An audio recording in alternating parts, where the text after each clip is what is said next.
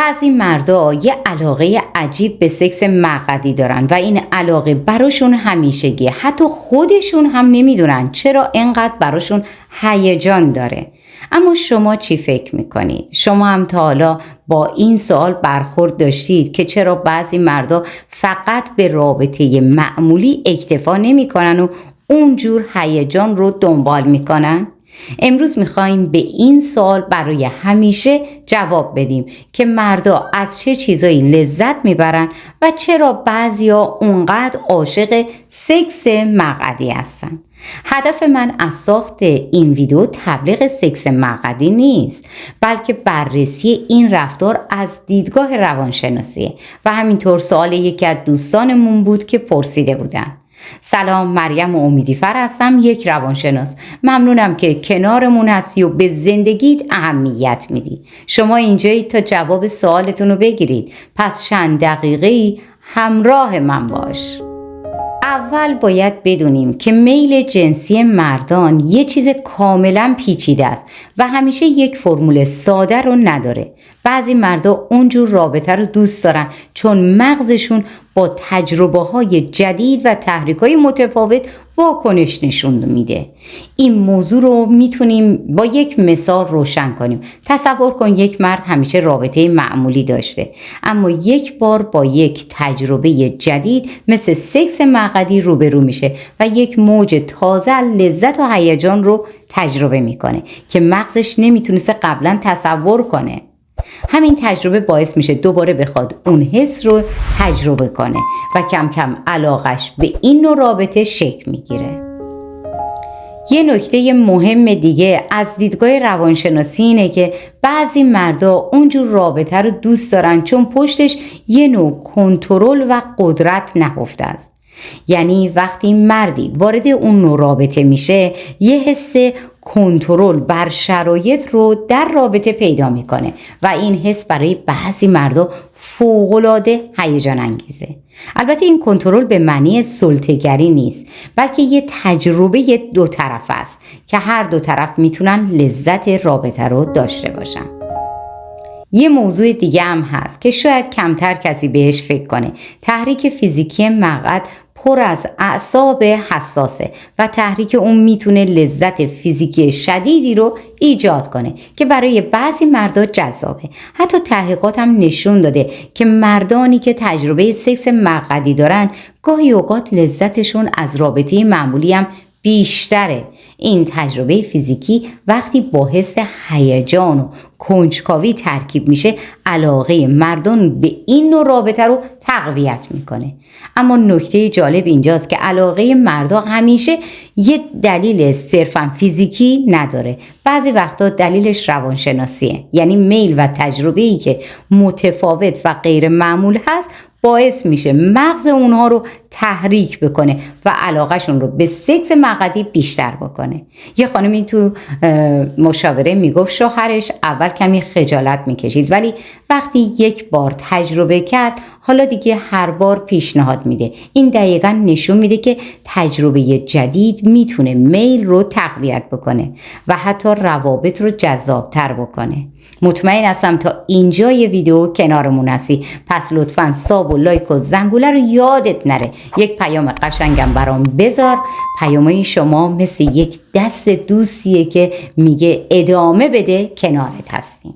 برای نکات بیشتر و حرفای صمیمیتر حتما منو توی اینستاگرام هم دنبال کنید. مطالب کوتاه و جذاب تو اونجا براتون میذارم.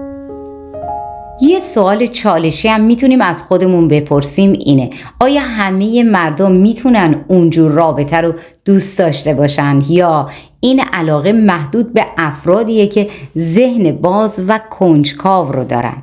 پاسخ اینه که نه، همه مردا لزوما عاشق سکس مقعدی نمیشن، اما اونهایی که ذهن باز رو دارن و از تجربه های جدید استقبال میکنن احتمال بیشتر داره که جذبش بشن.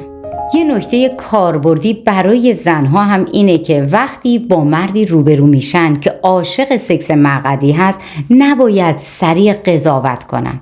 بلکه میتونن با گفتگو و تعیین حد و مرزهای خودشون این تجربه رو امتحان کنن و ببینن برای هر دو طرف لذت بخش هست یا نه. به عنوان یک روانشناس همیشه توصیه میکنم که گفتگو قبل از تجربه اعتماد و احترام رو تقویت میکنه و رابطه رو سالمتر و جذابتر میکنه. حالا شاید براتون سوال باشه که چرا بعضی از مردا حتی وقتی رابطه معمولی خوب و عالی رو دارن باز هم دنبال سکس مقعدی هستن. جوابش در ترکیب هیجان و لذت جسمیه. وقتی تجربه های متفاوت ترکیب میشن با حس هیجان، مغز هورمون‌هایی مثل دوپامین رو ترشح میکنه که باعث میشه مرد دوباره و دوباره دنبال اون تجربه بره. یا آقایی میگفت اول نمیفهمید چرا اونجوری رابطه براش جذابه، ولی بعد فهمید که مغز و بدنش چطور واکنش نشون میده، قبول کرد که بخشی از شخصیت و میل جنسی خودش هست. یکی از نکات روانشناسی مهم اینه که میل به سکس مقعدی یا هر نوع رابطه غیر معمول لزوما نشون دهنده مشکلات روانی نیست. بعضی مردا فقط کنجکاوی طبیعی رو دارن و دوست دارن تجربه های جدید رو داشته باشن.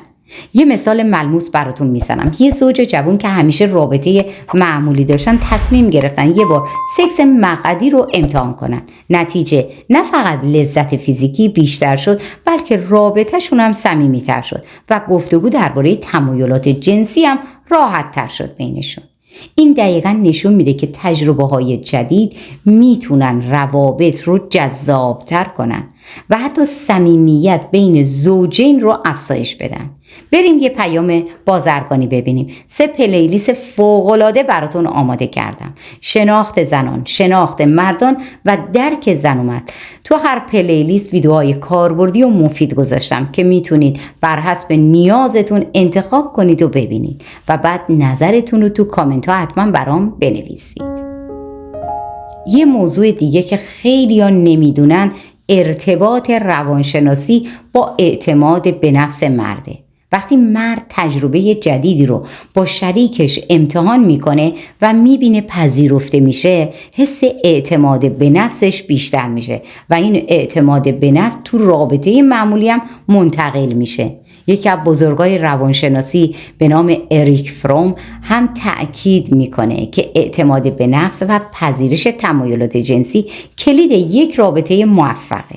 نکته‌ای که نباید فراموش بشه اینه که سکس مقعدی نیاز به ارتباط، اعتماد و احترام متقابل داره. بدون این سه از تجربه میتونه منفی باشه یا حتی آسیبزا باشه. بنابراین همیشه قبل از امتحان با شریک جنسیتون درباره تمایلات و راحتی اون حتما صحبت کنید.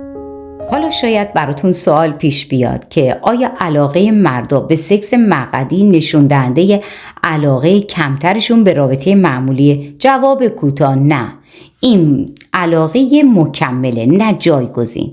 بعضی مردا فقط دوست دارن تجربه های متفاوت رو داشته باشن و این باعث نمیشه که رابطه معمولی براشون جذابیتش رو از دست بده. یه خانمی میگفت شوهرش اول کمی خجالت میکشید، ولی بعد وقتی دید این تجربه باعث صمیمیت و رضایت بیشتر شده، خودش هم بیشتر وارد ماجرا شد. این داستان نشون میده که گفتگو تجربه مشترک میتونه میل جنسی رو متعادل کنه.